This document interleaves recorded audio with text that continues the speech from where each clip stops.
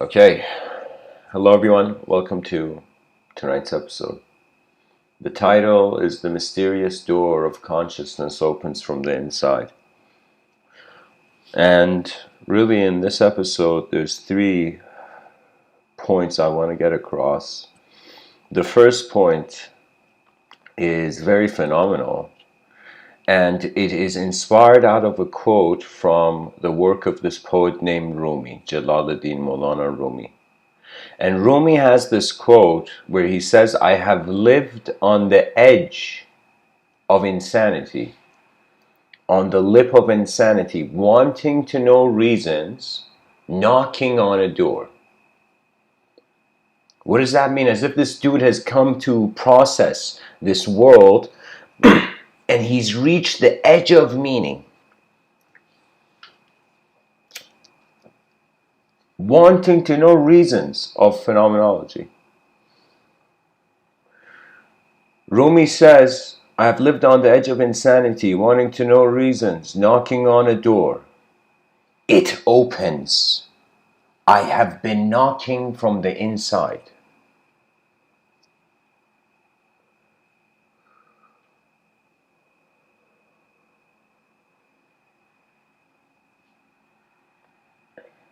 We are conscious beings. You look at the definition of consciousness, we don't know. The species doesn't know.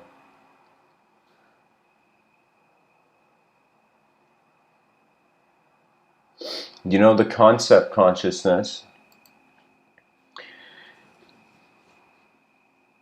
the concept's been around, I would say, from ancient times. Even people thought Aristotle had a notion of it. But the term consciousness,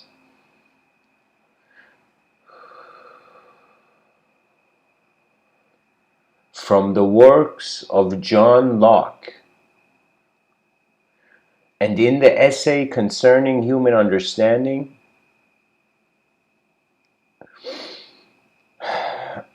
pretty much, guys, the quote is, the perception, this is John Locke writing about what consciousness, pretty much John Locke is defining consciousness in this essay concerning human understanding. He says the perception of what passes in a man's own mind.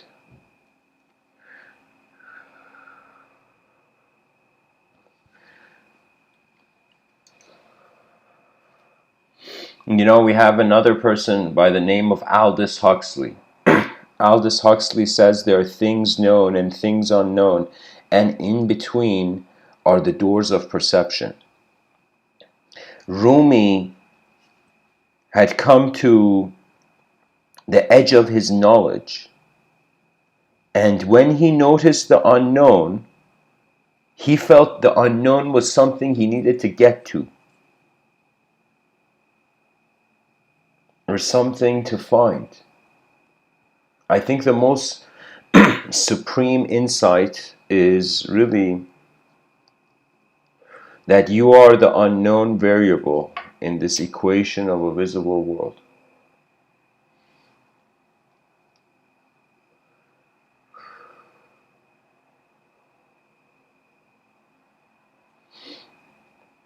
If we were to see, let us say, our eyes as doors,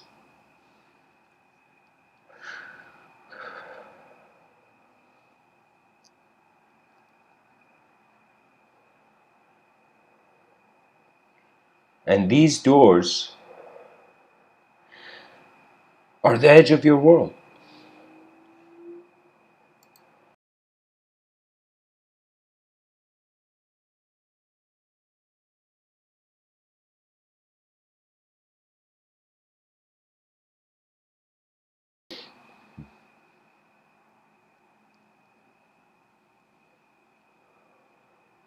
Pretty much Rumi is pointing to something that is epiphenomenal, something that is additional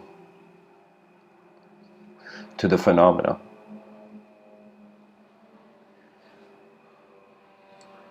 Rumi was looking for something he realized he is. Aldous Huxley noticed that the question is being asked between the known and the unknown. And I will tell you that is pretty much the relationship of all knowledge. Whether the causal position is unknown, or the effect is unknown. If we choose to see this biological life as the beginning,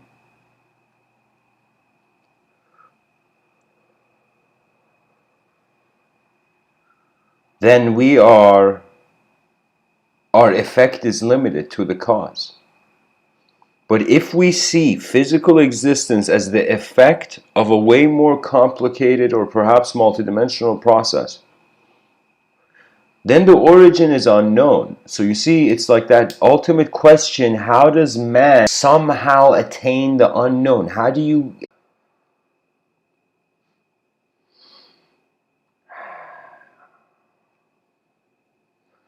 Alright guys, sorry about that. The computer froze and then I had to restart it. But anyways, and then I came and started talking, not realizing I didn't press the go live.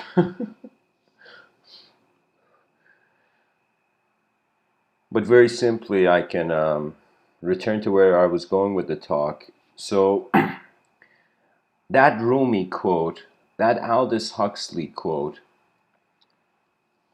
there are implications that there is more here, and that the question is being asked in a situation where we're being pushed and kind of like thrown around between the known and the unknown. There's moments where we have visible individual objective certainty, and then there's moments where we don't have as much certainty for the subjectivity of for our inner realms, for example. So anyways, some points to make, and I think this was recorded, but I'm not sure.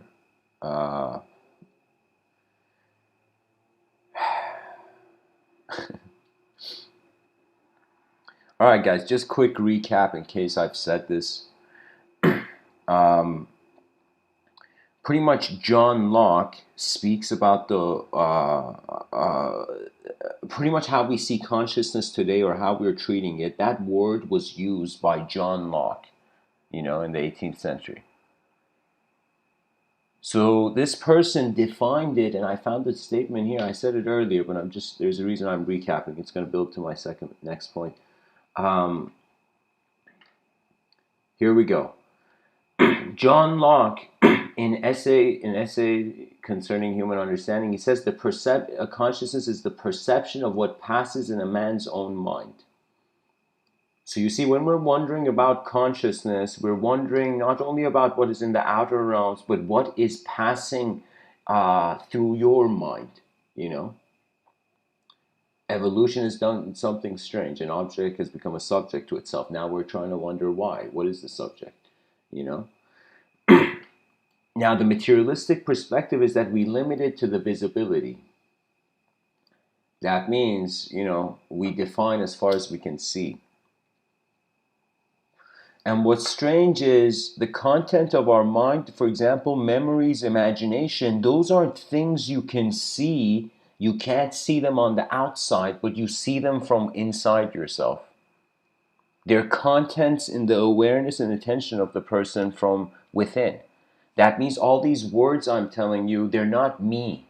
I'm seeing something subtler moving, and I'm just interpreting that. What that means is a person can visualize an apple pie in front of them, but they can't suddenly eat that apple pie physically. But the design of the apple pie is visualized to be in the room. So we technically have minds that see additional dimensions. Now, from this definition of being the perception of what passes in a man's own mind, as John Locke says,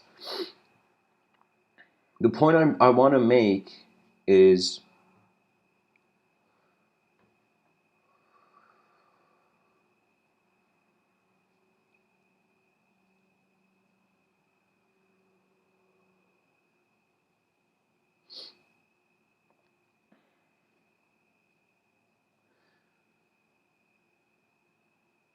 really that there is two senses of self. Or let me say it like this: there is two worlds, but there are, okay, technically there are two senses of self, but we're treating the sense of self as one world. We're treating the world for each self as different. So that means we think we're one person. We think we're our the thought of ourselves, our name, but we say there's reality and imagination. What's up with that? Suddenly it's, you know what it is, it's as if like we are accepting a singular self, but we're accepting two worlds. So what that means is the error is in thinking that the subjective self and the objective self are the same. This is an error. Witnessing these two beyond them doesn't mean they're the same. But I'm saying that to think that we're a subjective and objective self uh, cannot allow for two worlds to exist. But perception, like in regards to perception, we experience the phenomena of visualization separate than the actual visuals of sensory perception. You know what I mean? Like, like I could visualize the sun at night, but it's like it's night. You know what I mean? So, if we feel objects were here first, then subjects are an illusion. If we feel subjects were here first, the object is an illusion. Pretty much either way, whether you're religious or non-religious, something is an illusion.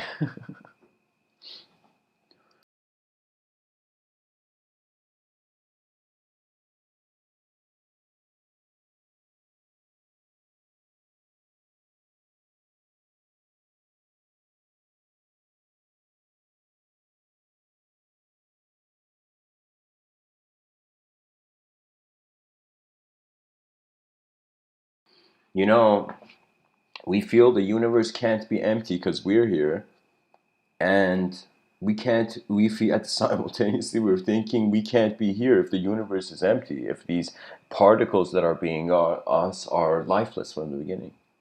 You know, life is being seen as an evolutionary atomic hallucination. Pretty much a part of the earth was like, yo, time to grow legs and hands and move on myself. You know what I mean? Like it was that kind of it's like that's what evolution implies, you know?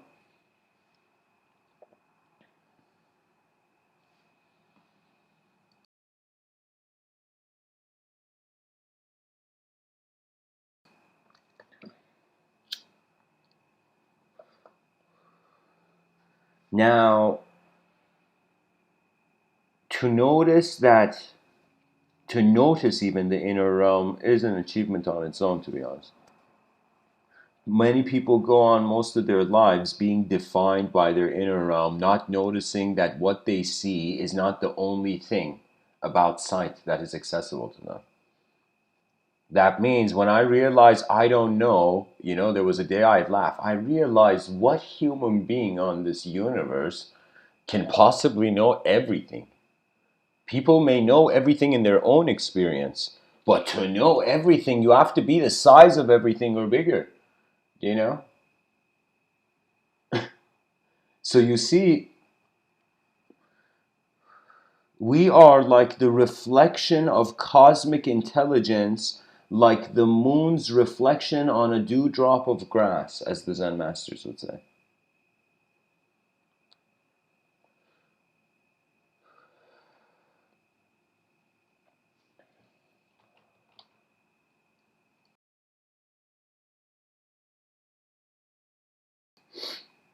Now, onwards we march to Frank Jackson's knowledge argument.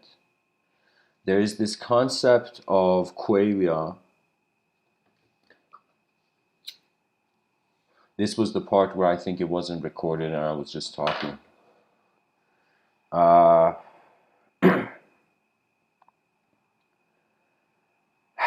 qualia, what can I say?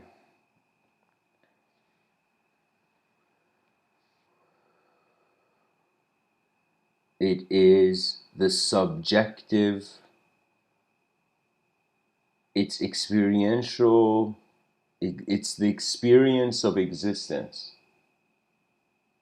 but to the you that only you can see.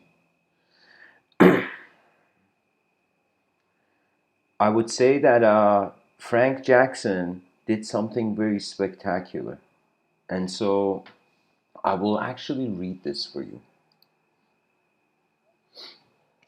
Let me find it, guys. This is really worth sharing. I mean, I have a certain, like, I can animate, I could tell you it in my own way, but I just want to read it for you because, and then I'll explain what I read in my own way. What's his name? Frank Jackson.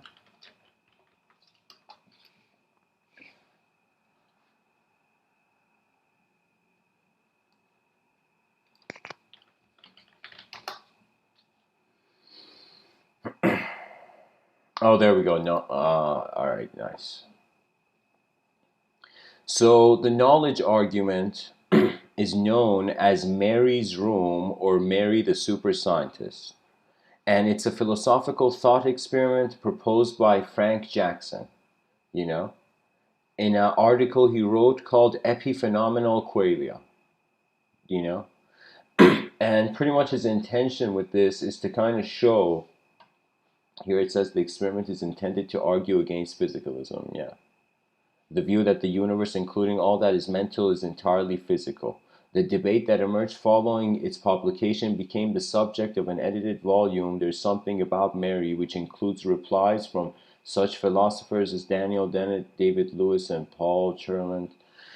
I mean, of course, you can't you can't disprove materialism and expect people to be quiet, you know? Like Frank Jackson was a badass, you know?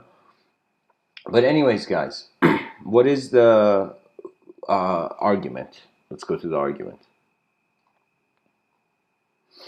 So this is the argument. This is a thought experiment that Frank Jackson is proposing.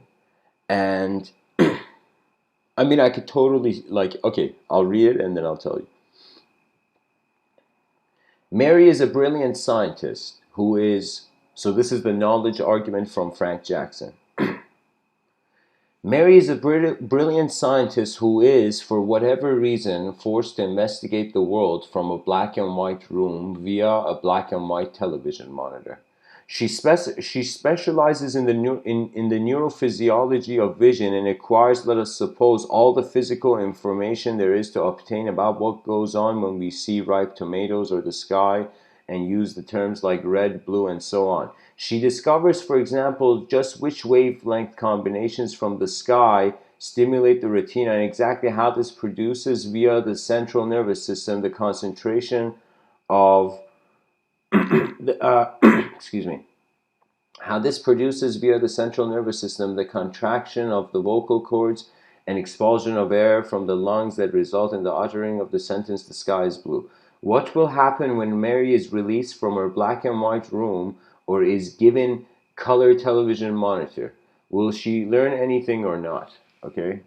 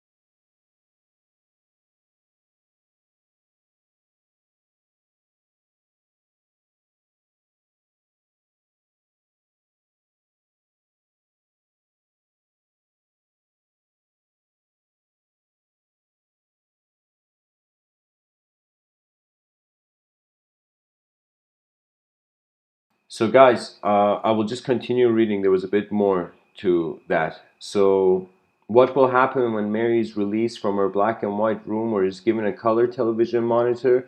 Will she learn anything or not. It seems just obvious that she will learn something about the world and our visual experience of it. But then, is it inescapable that her previous knowledge was incomplete? But she had all the physical information. Ergo, there is more to have than that.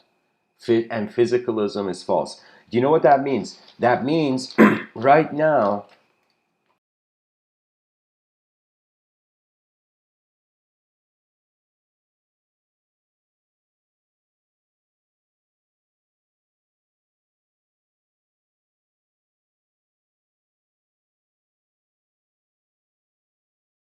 that means, guys, sorry, I was changing the track. Okay.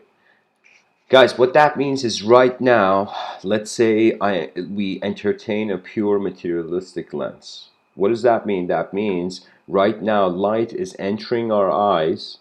It is through the nervous system translating as image neurologically. So it's kind of suggesting that right now everything we know is the brain. The brain is projecting, like right now who's speaking to you, it's not actually me speaking to you, it's neurons moving in a brain. That means it's like even I don't know who's speaking to you when neurons are just moving in a brain, and that's it.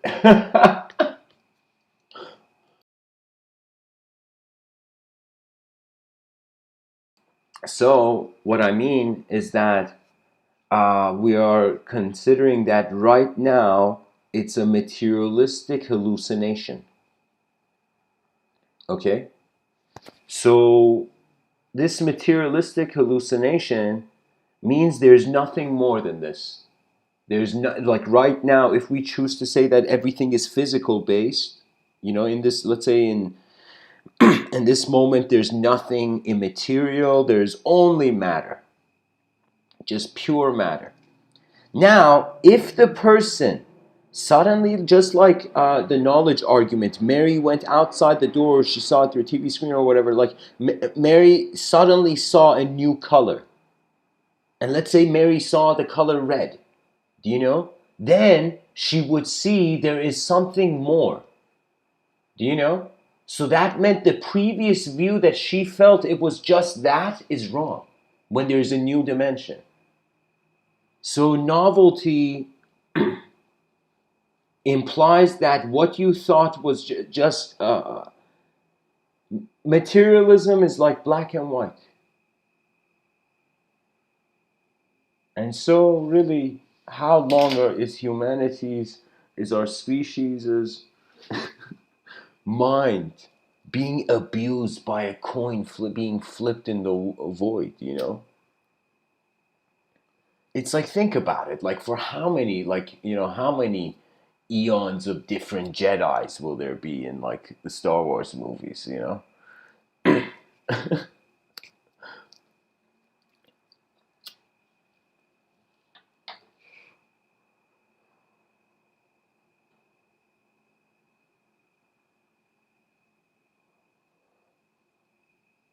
That means if I think this room is the only thing here, and then I suddenly realize there is another room,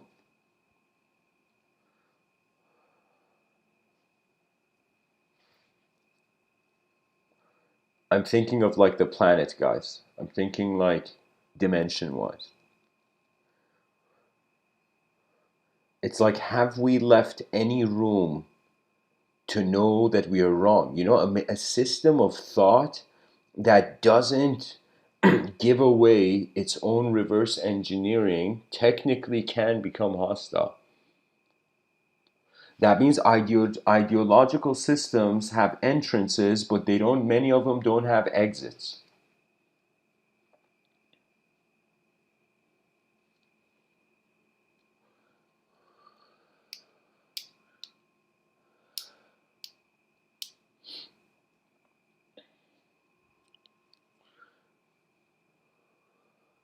So, I mean, just the whole argument that there's more colors suggests that it can't just be pure materialism, you know. In regards to Frank Jackson's argument.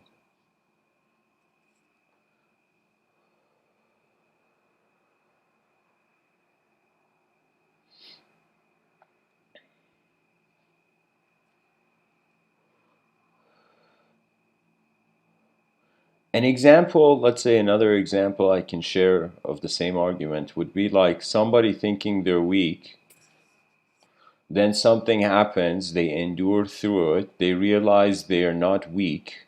So then they look back at when they thought they were weak and they realize they were never weak.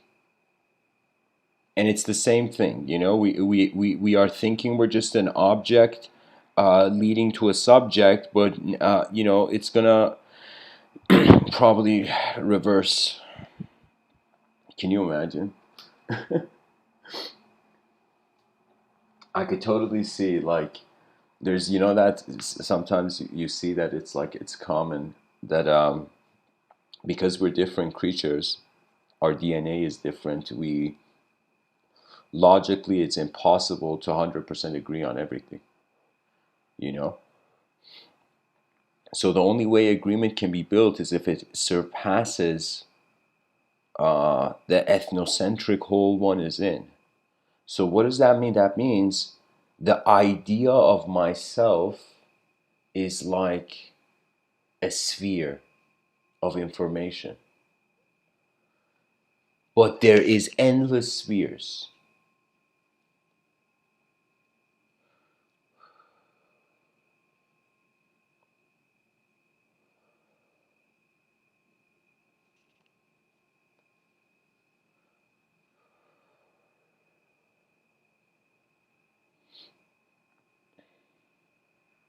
That's the cool thing about life.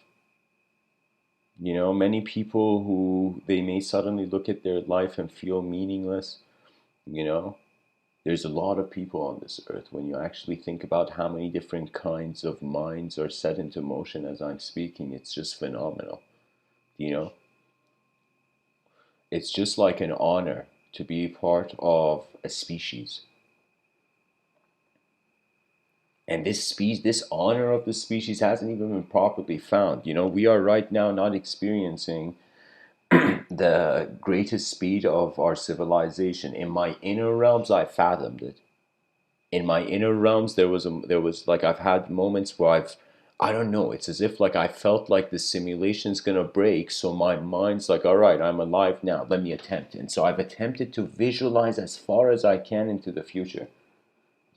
Visualize, not to accept or believe or anything, just to visualize, just to see how the mind can visualize itself in an advanced civilization. And you know what I felt? You know what emotion arose? The emotion that arose was a smiling feeling of teleportation. What that means is right now, do you see? It's like there something occurs to in my inner realms, rises. The qualia kind of like a Pokemon appears out of nowhere.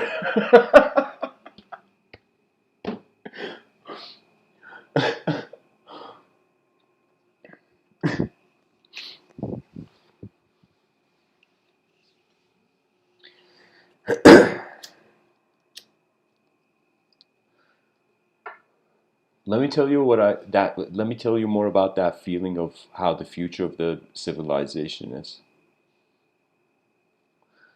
It is incredibly multidimensional. That means you as a person, right now, your life is based on your free will choosing a direction.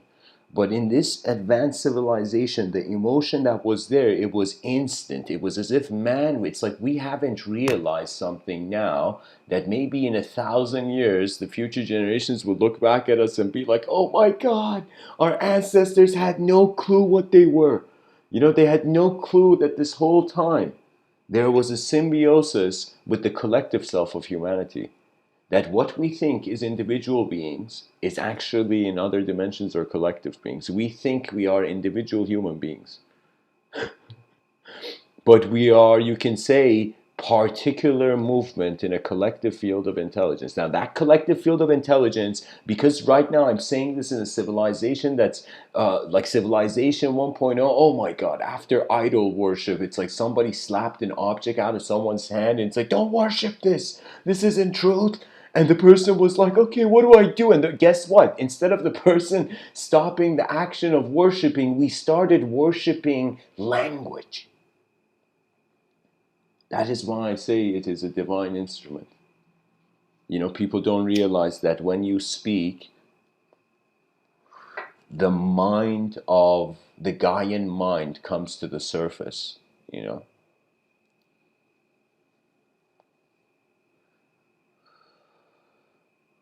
There is an honor of, like, think of it this way, that if somebody asks you who has been blowing the candles on every birthday cake you've seen, like your own birthday cakes, not like other people.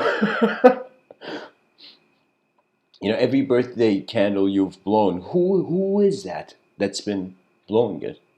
And I feel everybody knows, because we say my birthday. Well, who is that my? Whose birth? Think of the concept, like, who is owning birth? Who is owning the concept of death? All that we actually know is that eyes have opened and change. Everything has been changing.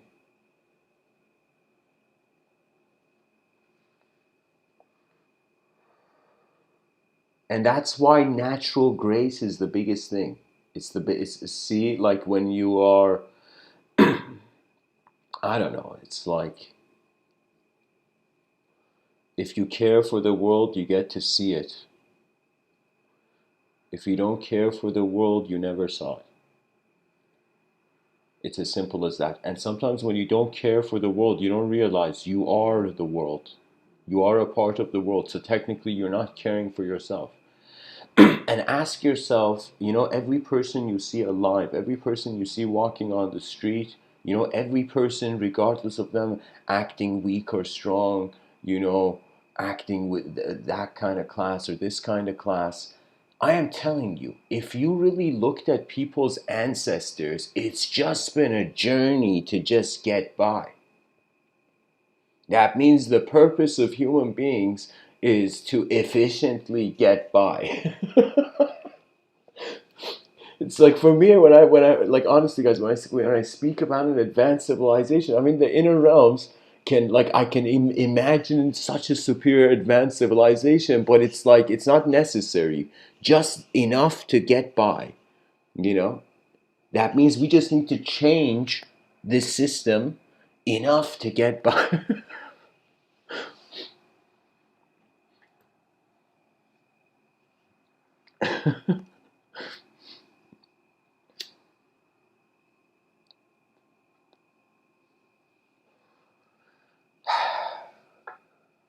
Because I think about it, right? I think about my mindset when I was younger, and I had no idea I would be, who I am now.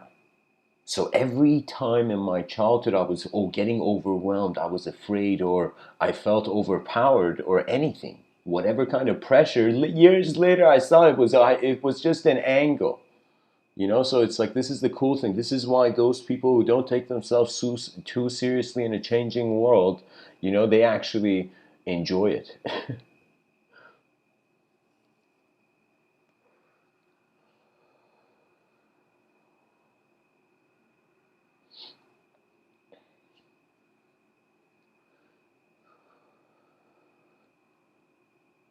But a good question is, Mr. Within, if we stop worshiping language, what will we worship next? And that's the most important thing. You want me to tell you how the evolutionary phase I think is going to go? So we worshipped an object, we worshipped a subject, okay? We're going to worship empty sight and emptiness. And after that, there is no effort from the original source of the being. And when there is no effort, you are.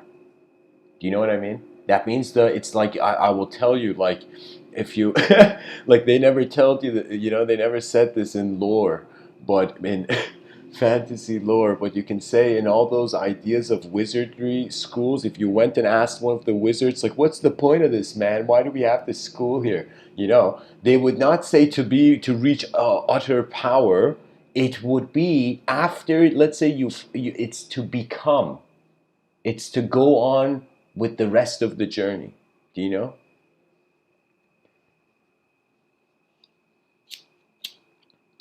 I'm just trying to so hard to just not have one feeling if there is a continuity after this life, you know. That it's like the person, transitions out of this plane of existence, and then they'll imagine having the feeling, oh my God, what's going on?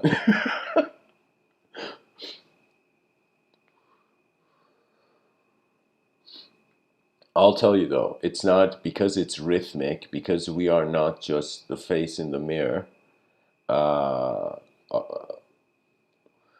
Pretty much it's like acceptance of objective phenomena allows you to work with objective phenomena, allows you to work with duality. Here's the thing: many people who are trying to escape dualism because they think the duality is their suffering, honestly, only when you can accept it, it's a testament to your ability that you've actually seen it. You know what I mean? It's like imagine somebody who's more stronger, a person who holds a sword, who can hold a sword in the battlefield, or a person who doesn't who can't even hold the sword. It's like if the sword is in their hand, they're a bad person. So the person who can control the technology should be prioritized. That means if suddenly 8 billion human beings on the earth were teleported on to this giant ship, okay, to this giant ship in the middle of the ocean, where 8 billion human beings were on this giant ship, and we had to decide on who should lead the ship. We have to see who has the best sailing experience. Do you see? So it's like really the world suggests uh, what needs to be the intelligence of the moment.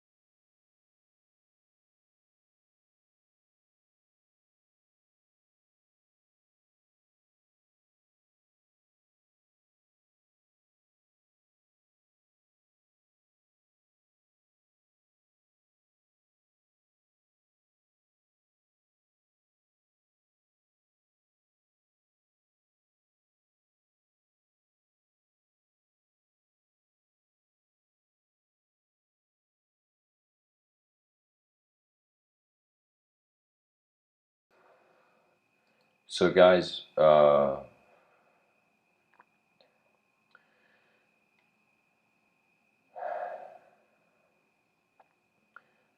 part of these talks that I give is what I call the quote tunnel. And pretty much I read a bunch of quotes from a person to see how their inner realms opened up to the world.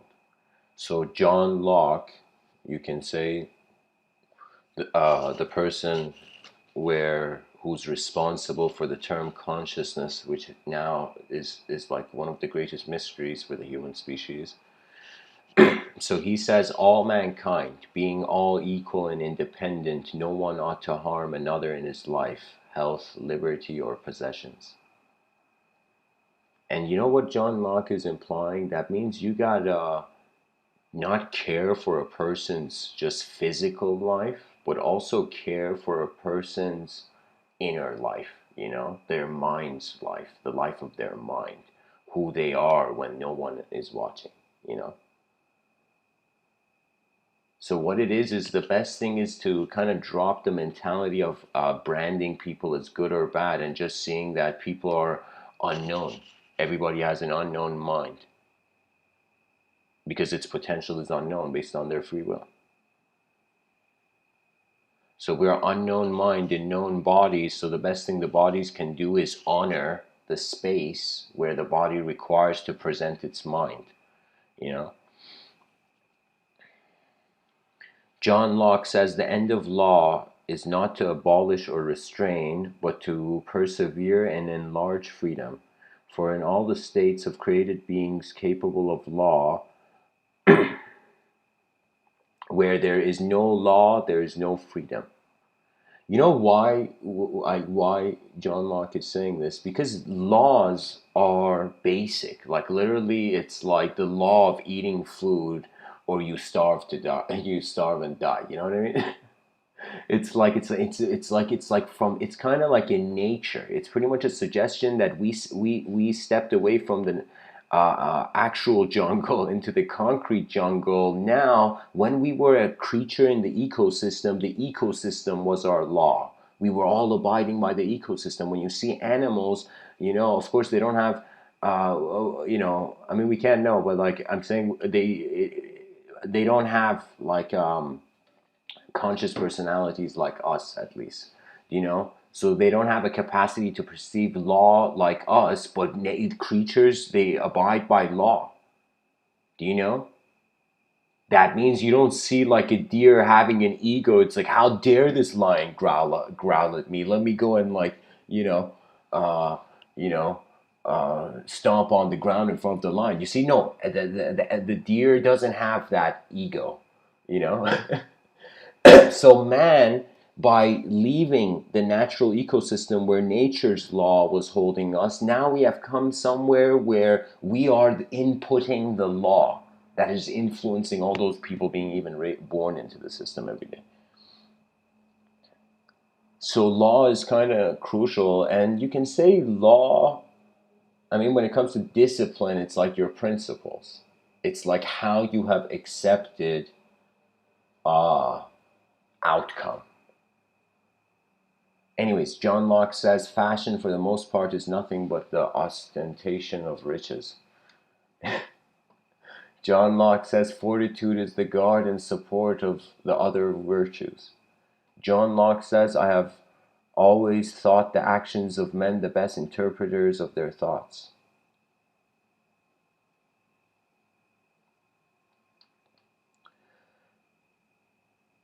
John Locke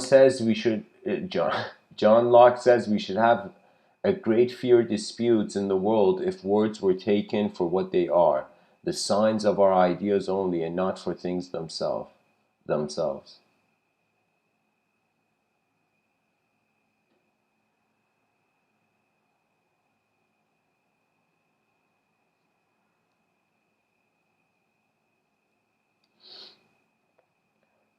John Locke says an excellent man, like precious metal, is in every way invariable. A villain, like the beams of a balance, is always varying upwards and downwards. Invariable? How's that? Just a second, guys. Let me double check something. I think John Locke has locked himself into this sentence.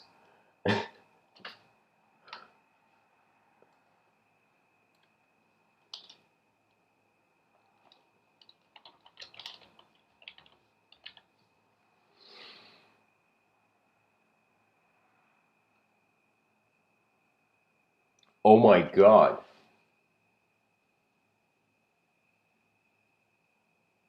Oh yeah, because I think he's treating it as divine.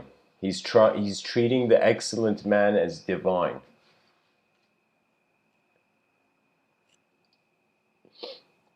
I think this statement is way more metaphysically intended than it appears. But anyways, let's move on.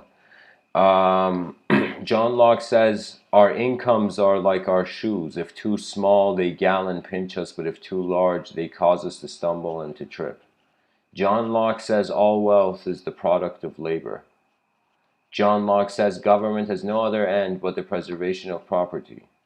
John Locke says, our deeds disguise us. People need endless time to try on their deeds until each knows the proper deeds for him to do. But every day, every hour rushes by. There is no time. John Locke says, I have spent more than half a lifetime trying to express the tragic moment.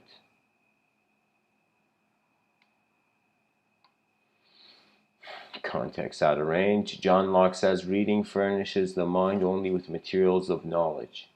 It is thinking that makes what we read ours. John Locke says, of course, guys, John Locke was in the British Enlightenment at the time. What that means is he was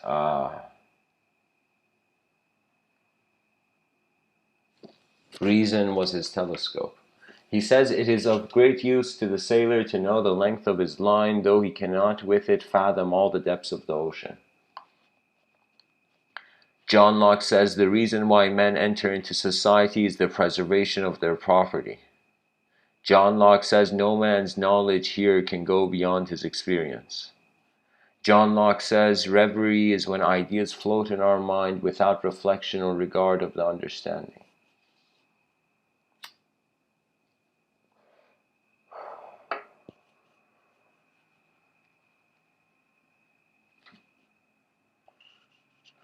To understand the silence of nature, who can lift that Excalibur out of the stone? That should be the question. John Locke says a sound mind in a sound body is a short but full description of a happy state in this world. He that has these two has little more to wish for, and he that wants either of them will be little the better for anything else.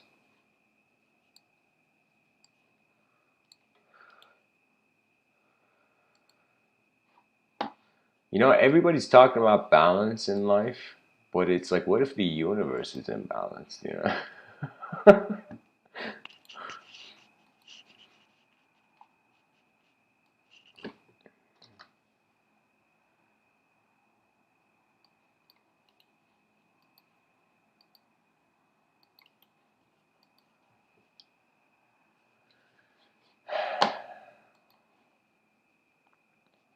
John Locke says, to prejudge other men's notions before we have looked into them is not to show their darkness, but to put out our own eyes.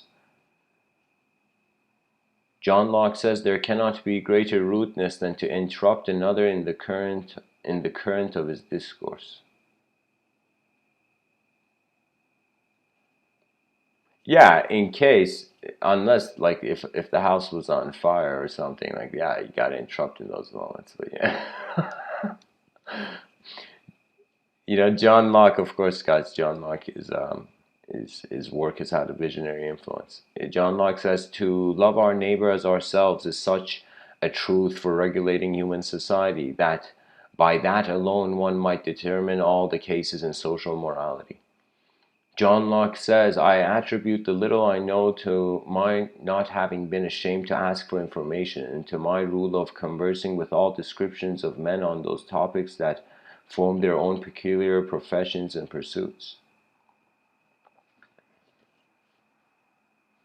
John Locke says parents wonder why the streams are bitter when they themselves have poisoned the fountain. Wow. John Locke says every man has a property in his own person. This nobody has a right to but himself. John Locke says it is easier for a tutor to command than teach.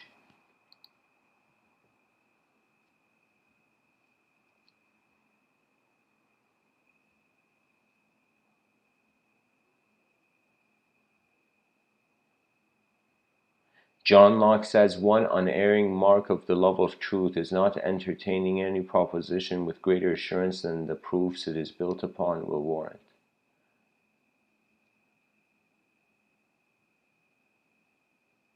John Locke says new opinions are always suspected and usually opposed without any other reason but because they are not already common. That means a lot of people are just, uncomfortable with the unfamiliar, maybe.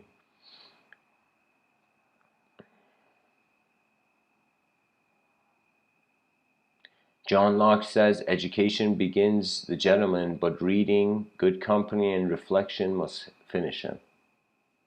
John Locke says where there is no property, there is no injustice. John Locke says the only fence against the world is a thorough knowledge of it. John Locke says the discipline of desire is the background of character. And last but not least, John Locke says, as people are walking all the time in the same spot, a path appears.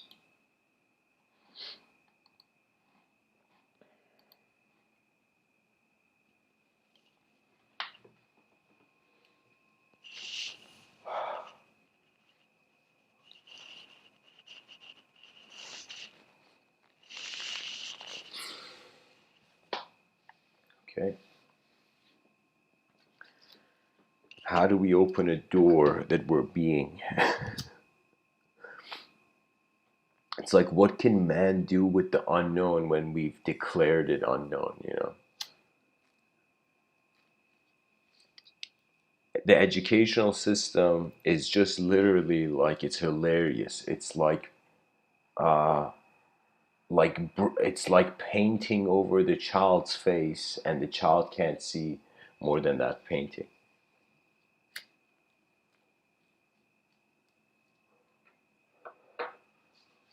You know, back in the day, there was no technology. You know, there wasn't that much convenience. It's like, imagine being just a simple villager. It's like in a town, and people had just made homes. Like, it was the newest innovation.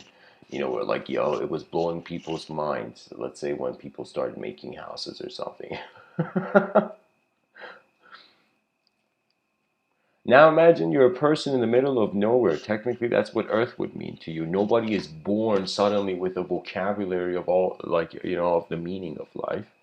You know, we learn how to know life, technically, subjectively. So a person back in the day would simply be just like, what is all this?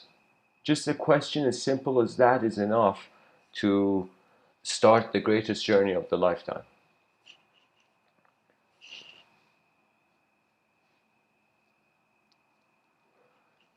And our view shouldn't be that we should just see things as purely material or immaterial. We should say, this is how far of the spectrum we see. You know, that means the immaterial is a possibility. The material is a possibility, but there's endless room. There's endless room. Who says those two words get to conquer? Those two conceptual views get to conquer everything, you know?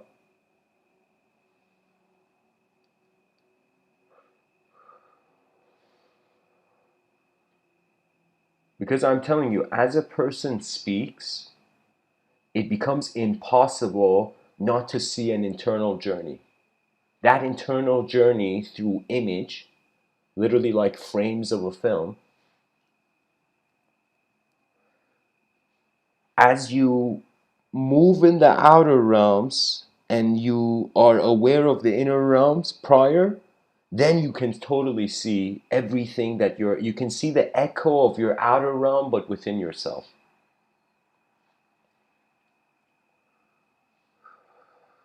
Sometimes I feel what we are treating as thought is the shadow, and what is the truth is the light, and man is just in the middle. Man is just in the middle. Literally, if he turns and looks at his shadow, there's only thought here. You know, what else can it be? But if he turns around and sees the sun, oh my God, you know, the inconceivable light is in our eyes, you know. You know, that means I question anybody who feels they've actually looked at the sun. You know, nobody's seen the sun.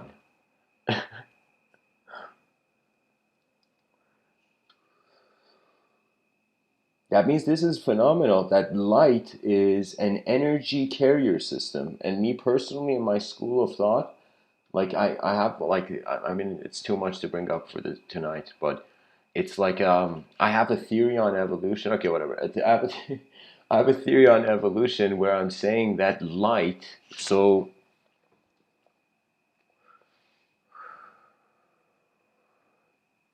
imagine a small sphere. Imagine over time more and more particles, space, stuff in space, you know, particles in space, stardust in space, constantly making the sphere bigger, bigger, bigger. And now, strangely, there is this broadcasting beam system in our solar system, you know?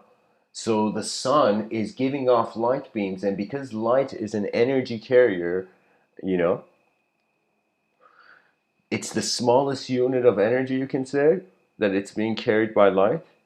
That means light is our weakest hand.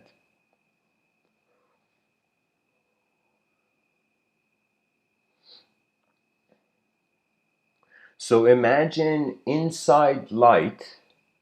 Now, this is my view personally. Inside light, I feel there's geometrical patterns. I can't tell you how many times I have just had a coffee cup in outside, like, and the sun's hit it, or a cup of tea or something. I saw it in a coffee cup, specifically. And in the coffee cup, the light had changed it into geometrical. The foam of the coffee on top of it, the subtle foam, you know? Or the residue of whatever on the coffee. So I'm saying light is a geometrical sculptor. So it's literally, it's not just, taking one point to another point. It's sculpting. So that's why I'm saying we can't see the sun. Because the light beams got to us first.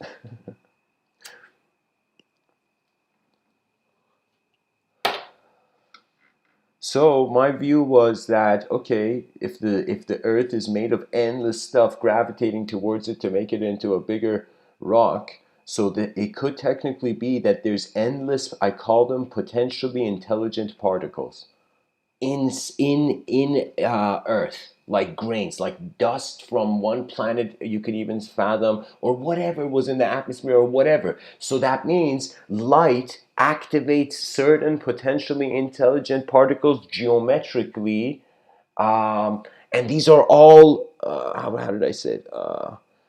Pretty much the Earth is a storehouse of potentially endless what do you call it? Species. Endless, literally, like this. I don't know how to say it. So I'm telling you, think of it this way. Think of it, we became, there's something called the Kardashev scale, and it talks about types of civilizations from you can say, commonly accepted in scientific circles. So you would say a type 1 civilization has control over its planet. Type 2, the energy of its planet. Type 2 civilization has control over its sun. And a type 2 civilized, it went beyond, pretty much. Galaxy. Type 3 was galaxy, I think. So what's my point? My point is, an advanced civilization could use the sun as a broadcasting mechanism to create potential for intelligent life. That means I think the sun is a geometrical broadcasting system. And it's highly inconceivable with the rationalism of the limitations of language we've accepted now. So my personal theory of evolution is the geometry inside light activated endless potential intelligent particles that are in the Earth, their residue is somehow there, their imprint is there in the field. This is physical in regards to the explanation of, like, that is accessible to the secular mind. Now, personal experience, well, some people, they're before they're here, they're never here.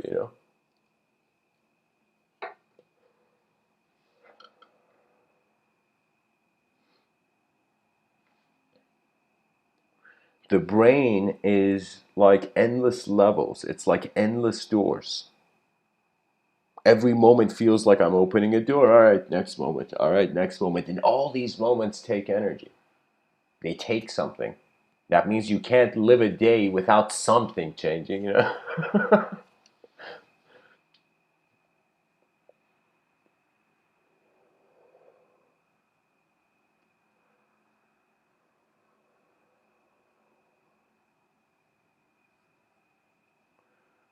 So, anyways, that was the whole idea with the sum, but there was something else I wanted to say before.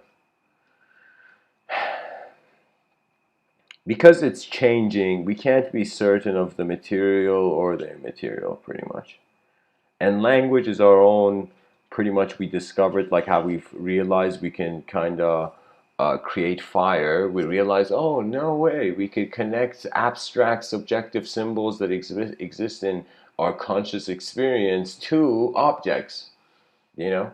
That means all of knowledge is pretty much branding objective phenomena with some subjective container. And people go on living in this civilization thinking they're just a thought. Very commonly we accept it. You know, I'm this thought, I'm that thought, you know. This is the effect of language worship, heavy language worship. And it's all geometry. I'll tell you, these are, if, okay, here's the thing. I would say, if I was, you know, let's say if Mr. Within was to take an attempt to reformat the educational system on the spot. I mean, like I've written a lot about this stuff, yeah. But just if I had a suggestion, it would be that there is no branch of knowledge, there is no course, there is no program. All of this is theatrics. What there is languages, different ways we're translating phenomena. That's knowledge. What does that mean? That means there is mathematics. It's not just some subject. It's a language. It's a translation of phenomena.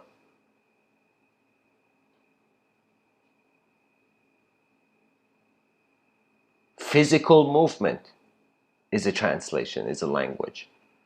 Speech. Everything has, it's like in a changing world has rhythm, strangely.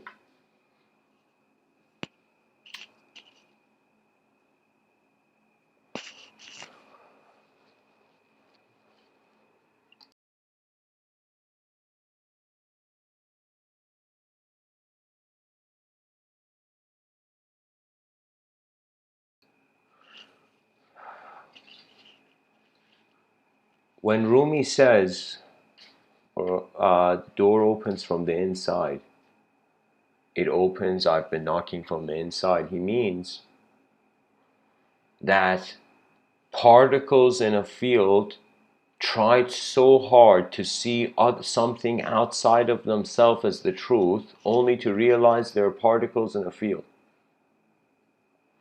Because we can say free will is very conditional. It's an idea where if we weren't a physical, if there was no human being, there would be no discussion of free will. So so free will is limited to as long as there's something to have it.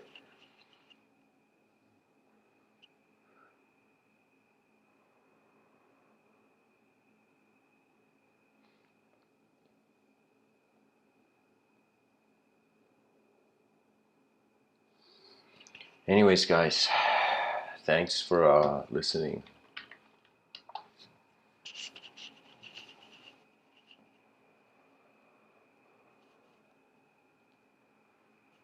I'm going to share one last story and then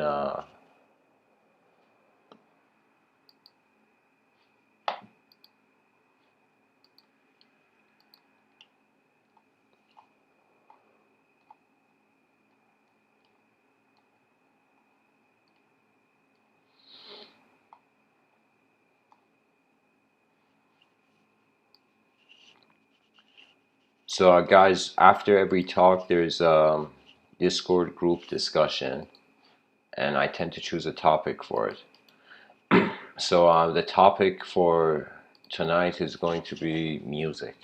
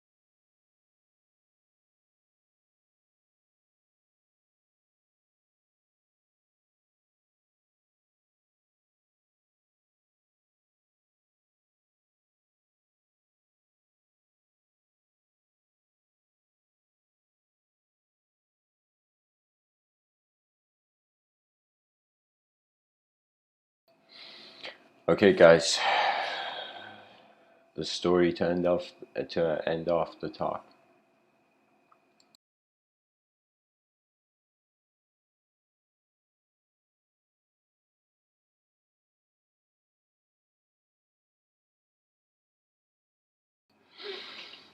There was this sage. He goes to the forest. He goes alone and he sits and he decides to learn from the nature of the world. After some time, this sage, he cultivates such inner peace that in this story, what happens is 500 disciples find him. And these 500 disciples and him are the sage. They are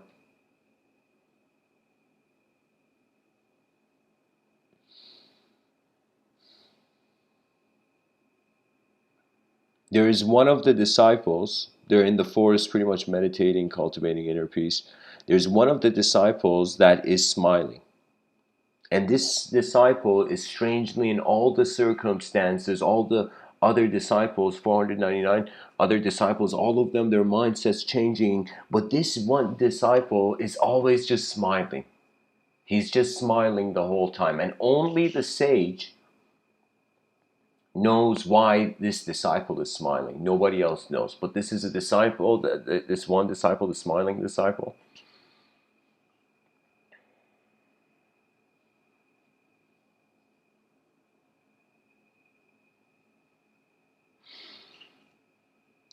Some time passes, it becomes winter. The king notices there's a realized sage with 500 disciples.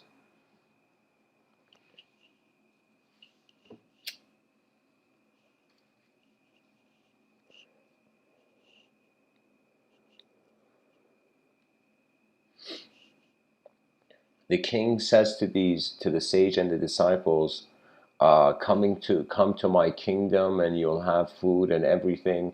Uh, sorry guys, my attention's going elsewhere.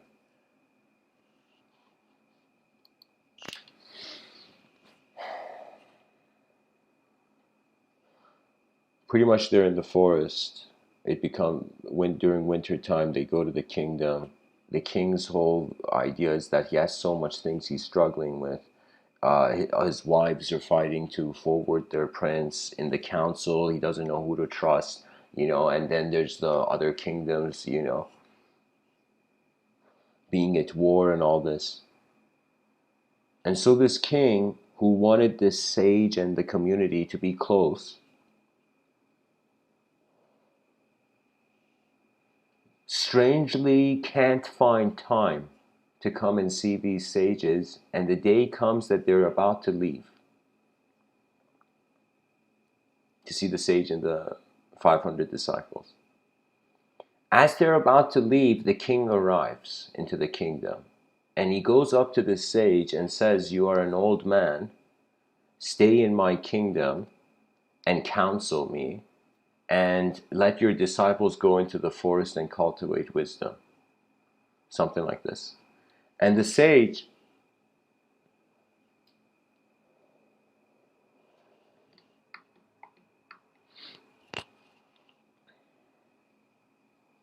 says, "Okay."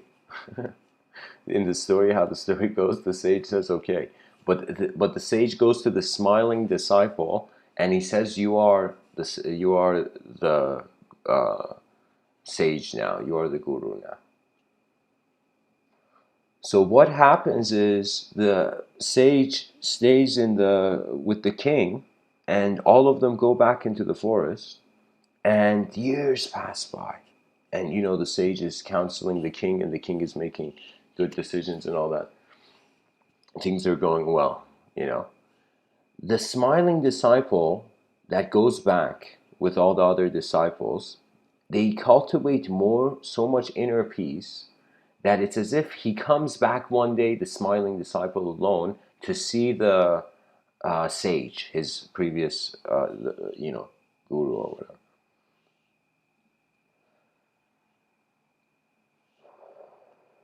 The king is walking in his palace. He opens the door and he sees that the sage and the smiling disciple are sitting.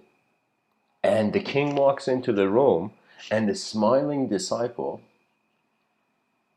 is just looking at the sage, his old master, and saying, "Oh, what happiness! Oh, what happiness! Oh, what happiness!"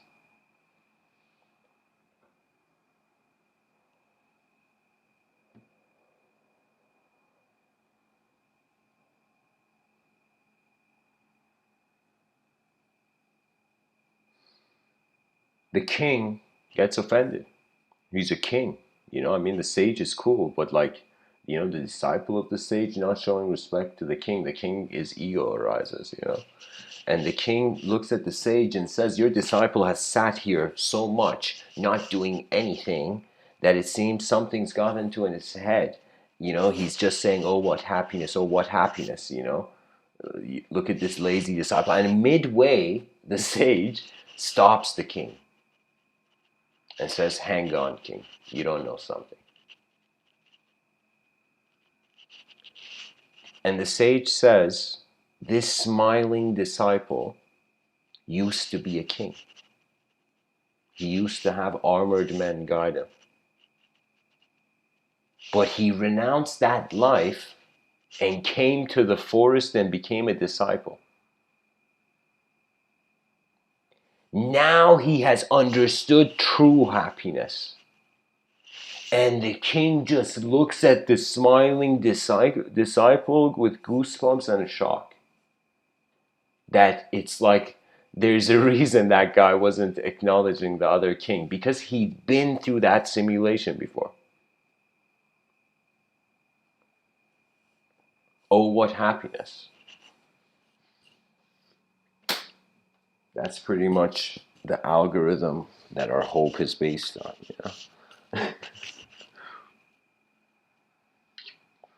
So anyways, guys, thanks for listening. I'll see you in the Discord server. Much blessings and namaste.